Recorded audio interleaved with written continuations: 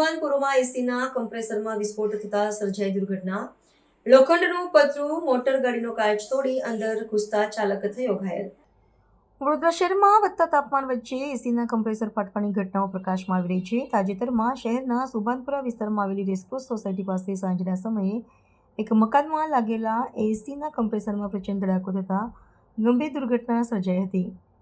આ પ્રચંડ વિસ્ફોટના કારણે કમ્પ્રેસરનું લોખંડનું પતરું હવામાં ફંગોળાઈને માર્ગ પરથી પસાર થઈ રહેલી એક મોટર ગાડી પર પડ્યું હતું, જેના લીધે વાહન ચાલકને ઈજાઓ પહોંચી હતી।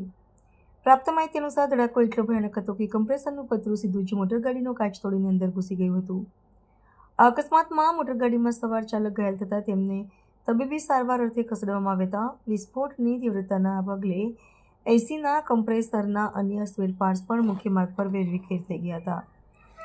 ઉનાળાની શરૂઆતમાં લાંબા સમયથી બંધ પડેલા એસી અને તેના કમ્પ્રેસરની યોગ્ય જાળવણીના અભાવે અચાનક ઉપયોગ શરૂ કરવાથી આવી જીવલેણ દુર્ઘટનાઓ સર્જવાનું જોખમ વધી જાય છે। રહેણાંક વિસ્તારમાં થયેલા અચાનક વિસ્ફોટના અવાજથી આસપાસના રહીશોમાં ભારે ફફડાટ ફેલાઈ ગયો હતો અને લોકો ગભરાઈને પોતાના ઘરોની બહાર દોડી આવ્યા હતા। ઘટના સ્થળે મોટી સંખ્યામાં લોકટોળા એકઠા થઈ ગયા હતા અને સમગ્ર વિસ્તારમાં થોડા સમય માટે ભયનો માહોલ સર્જાયો હતો।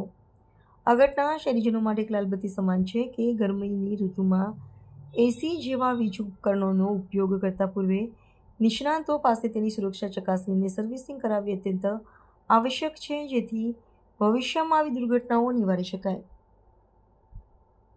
મારા પપ્પા સુરેશજી ટોકે ના નામથી એસી લીધું હતું 10 મહિના પહેલાં રિલાયન્સ ડિજિટલમાંથી અને બ્લુ સ્ટાર કંપનીનું એસી હતું। 15 દિવસની અંદર જ લીધેમાં ગેસ પૂરો થઈ ગયો હતો। આજે 10 મહિના પહેલાંની વાત કરું છું। એ ગેસ પૂરાઈને જતા હતા, અમે રિપ્લેસ કરવાની વાત કરી તો પણ ના પાડી। એનો મહિનો ગેસ પૂરાઈ જાય, એના 15-20 દિવસ ચાલે, પાછો એક ગેસ જતો રહે। નહીંતર અમે 4 વાર ગેસ પૂરાયો છે નવા એસીમાં, રિપ્લેસમેન્ટની ના પાડી, પણ આજે બહુ મોટો બનાવ થઈ ગયો છે। અમારું એસી પાછળ જોઈ શકો છો, આજે વિડીયોમાં તમને બતાવીશ। એટલો મોટો બ્લાસ્ટ થયો છે કે જીવલેણ બ્લાસ્ટ થતો હોય। અને પ્લસ આજે રાહદારી જે ગાડી જતી હતી એનો કાચ તૂટીને એ માણસને શોલ્ડર પર ઇન્જરી થઈ છે। એટલે મારી બસ એ જ દરખાસ્ત છે કે મને ન્યાય મળે। અને પ્લસ અમે જે એસી એ કરતા હતા રિપ્લેસમેન્ટની વાત કરી, પણ રિપ્લેસમેન્ટ નહીં થાય, બધું જ થતું હતું।